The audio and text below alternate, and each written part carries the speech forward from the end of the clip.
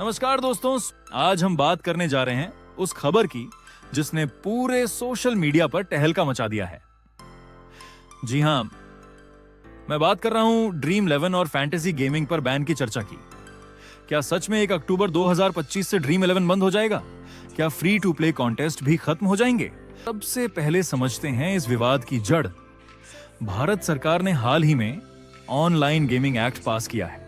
इस एक्ट में साफ लिखा है कि रियल मनी गेमिंग यानी ऐसे गेम्स जिनमें असली पैसा लगता है अब बर्दाश्त नहीं किए जाएंगे। यानी चाहे ड्रीम 11 हो, लूडो हो या कोई और फैंटेसी गेम, अगर उसमें पैसे लगते हैं तो उस पर बैन लग सकता है। आईटी और इलेक्ट्रॉनिक्स मंत्री अश्विनी वैष्णव ने साफ कहा है कि इस एक्ट को 1 अक्टूबर 2025 से लागू करने की कोशिश की जा रही है। सरकार का मानना है कि ऐसे गेम्स युवाओं को गलत रास्ते पर ले जाते हैं।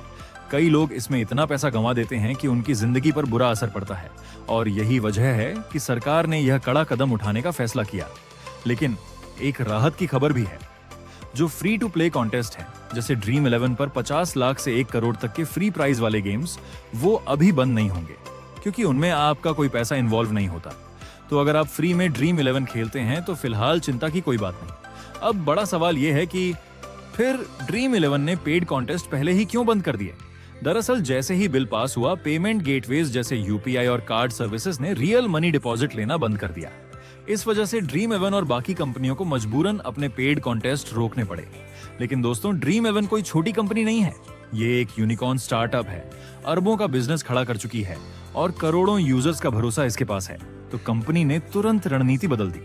पहला, पेड कॉन्टेस्ट बंद करके फ्री टू प्ले शुरू किए।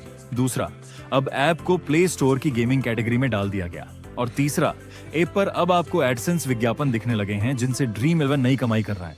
यानी कंपनी हर हाल में अपने यूजर बेस को बचाए रखना चाहती है। सिर्फ इतना ही नहीं, ड्रीम 11 के पास ड्रीम मनी, ड्रीम स्पोर्ट्स और फैन कोड जैसे दूसरे बिजनेस भी हैं। कंपनी धीरे धीरे यूजर्स को वहां शिफ्ट करने की तैयारी कर रही है क्योंकि आज की दुनिया में असली ताकत यूजर्स ही हैं। अब आते हैं उस बयान पर जिसने सबको चौंका दिया।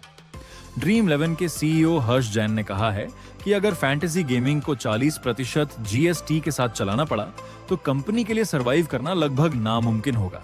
उन्होंने साफ कहा, हम इस बैन को कोर्ट में चैलेंज नहीं करेंगे, लेकिन अगर भविष्य में फैंटेसी गेमिंग रेगुलेशंस के साथ वापस आती है तो ड्रीम नए हालात के हिसाब से काम करेगा। दोस्तों, यह बयान बहुत बड़ा है क्योंकि पहले 28% जीएसटी पर भी कंपनियां परेशान थीं और अब 40% तो प्रैक्टिकली असंभव है। यानी सरकार ने एक तरह से कंपनी के सामने रास्ता ही बंद कर दिया है। तो सवाल उठता है, क्या फैंटेसी गेमिंग का भविष्य खत्म हो जाएगा? क्या आपकी मेहनत, आपकी स्किल और वो सपने सब यहीं रुक जाएंगे? सच कहूं तो इसका जवाब आसान नहीं है क्योंकि सुप्रीम कोर्ट में केस अभी भी चल रहा है। अगर कंपनियों के पक्ष में फैसला आया तो फैंटेसी गेमिंग वापस आ सकती है, लेकिन कुछ नियमों और रेगुलेशंस के साथ। पर इसमें महीनों, शायद साल भी लग सकते हैं। सरकार ने भी साफ कर दिया है कि जो मीटिंग्स हो रही हैं वो बैन हटाने के लिए नहीं है, बल्कि सिर्फ इस बात के लिए हैं कि यूजर्स के फंसे हुए पैसे कैसे निकाले जाएंगे। मतलब उम्मीद रखना गलत नहीं होगा, लेकिन जल्द वापसी की गारंटी कोई नहीं दे सकता। तो दोस्तों, अब बारी आपकी है। आपको क्या लगता है, क्या फैंटेसी गेमिंग दोबारा लौटेगी या फिर 1 अक्टूबर के बाद यह हमेशा के लिए इतिहास बन जाएगी? अपनी राय हमें कमेंट्स में जरूर बताइए। अगर वीडियो पसंद आया हो तो लाइक करें, दोस्तों के साथ शेयर करें और चैनल को सब्सक्राइब करना न भूलें। हम मिलते हैं अगली वीडियो में।